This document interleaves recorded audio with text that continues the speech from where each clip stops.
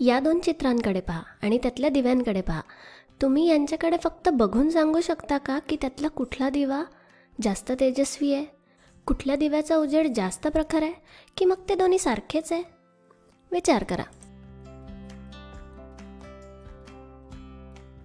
ही चित्र पाहून अनेकांना असं वाटतं की डावीकडचा दिवा जास्त प्रखर आहे. तुमच्यापैकी अनेकांनाही असंच वाटलं असेल कदाचित. पण खरं हे आहे की दोन्ही दिव्यांची तीव्रता, दोन्हीचा उजेड सारखाच आहे. पण मग असं कसं झालं?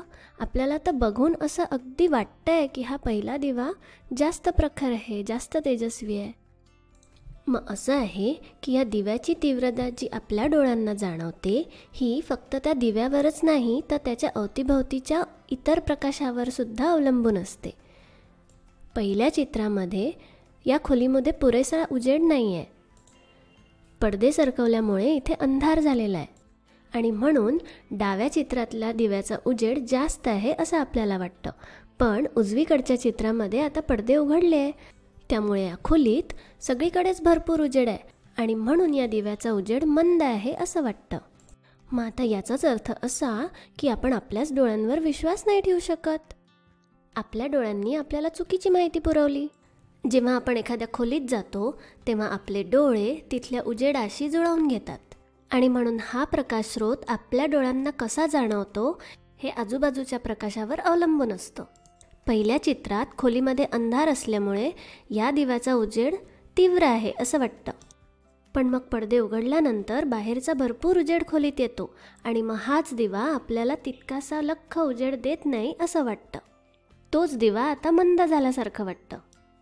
पण खरं तर दोन्ही चित्रांमधला दिवा एकच आहे आणि म्हणून आपण आपल्या डोळ्यांवर पूर्णपणे विश्वास ठेवू शकत नाही.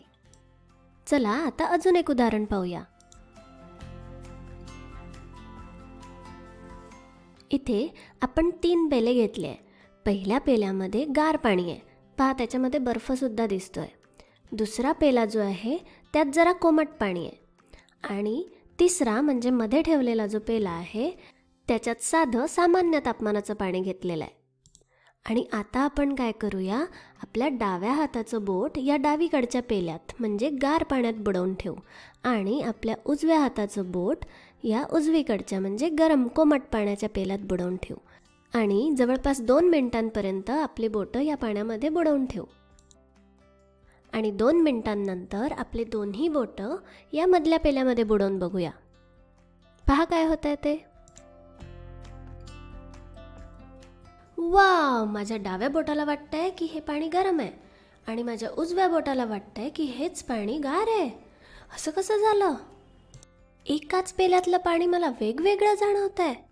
म्हणजेच आता डोळ्यांप्रमाणे आपण आपल्या स्पर्शावर सुद्धा विश्वास नाही ठेवू शकत. अरे बापरे.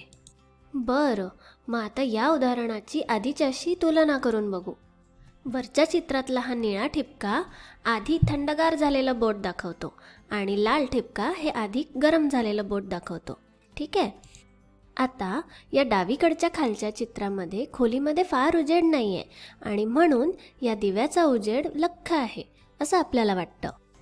त्याचप्रमाणे जेव्हा आधीच थंडगार झालेलं बोट आपण या साध्या तापमानाच्या पाण्यात टाकतो तेव्हा ते पाणी गरम असल्यासारखं आपल्याला वाटतं. आणि तसंच या उजवीकडच्या खालच्या चित्रामध्ये खोलीत भरपूर उजेड असल्यामुळे तो दिवा मंद आहे असं आपल्याला वाटलं. त्याचप्रमाणे आधीच गरम झालेलं बोट साध्या पाण्यामध्ये टाकल्यावर ते पाणीच गार असल्यासारखं आपल्याला वाटलं. म्हणजे हे सगळं आजूबाजूच्या वातावरणाशी सापेक्ष आहे आणि एखाद्या वस्तूला हात लावून स्पर्श करून आपण नाही ठरवू शकत की ती वस्तू गरम आहे की गार आहे. पण मग हे सगळं कसं मोजायचं, कशावर विश्वास ठेवायचा? आता विचार करा, तुम्हाला ताप आल्यावर तुम्ही काय करता? तुम्ही सगळ्यांनी अशा प्रकारचं थर्मोमीटर पाहिलं असेल.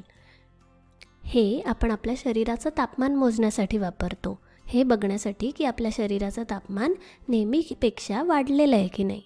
एखाद्या वस्तूच्या गार असण्याचं किंवा गरम असण्याचं अचूक मापन एका भौतिक राशीने केले जाते ज्याला आपण तापमान म्हणतो.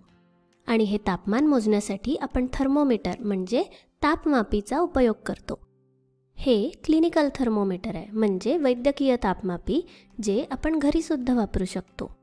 आता या तापमापीवरचे अंक पहा, ते जवळपास 35 पासून 42 पर्यंत जातात आणि शरीराचं तापमान मोजण्याचं एकक या तापमापीनुसार अंश सेल्सिअस हे आहे.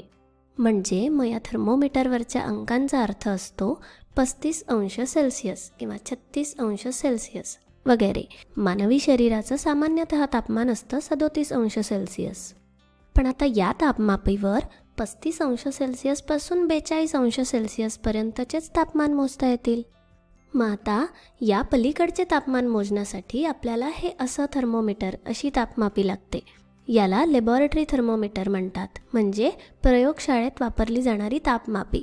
आपण यावर बघू शकतो की याची श्रेणी म्हणजे रेंज खूप जास्त आहे.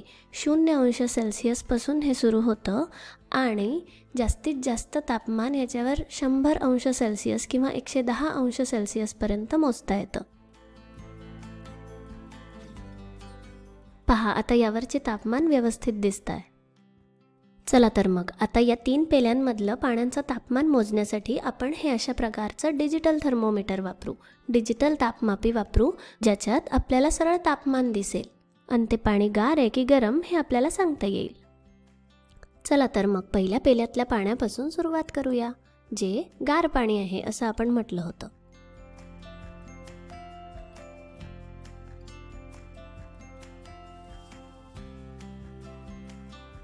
पहा, आता त्यावरचे अंक स्थिर व्हायला जरा वेळ लागेल आणि मग ते जेव्हा स्थिर होतील ते आपलं अचूक तापमान असेल. पहा, 15.5 अंश सेल्सिअसवर ते स्थिर झालं आहे. बरं, मग आता जे गरम किंवा कोमट पाणी होतं त्याचं तापमान बघूया.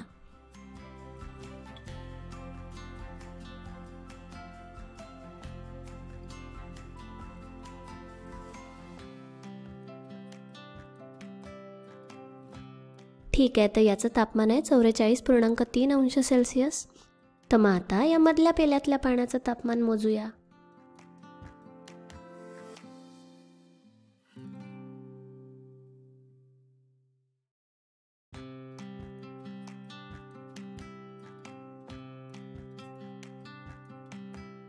आणि या पाण्याचं तापमान जवळपास 31 अंश सेल्सिअसवर स्थिर झालं आहे. तर मग या क्रियाकलापातून आपण काय शिकलो? हे की एखादी वस्तू किती गरम आहे किंवा गार आहे हे मोजण्यासाठी आपण तापमान या भौतिक राशीचा उपयोग करतो आणि त्यासाठी आपण तापमापीचा वापर करतो.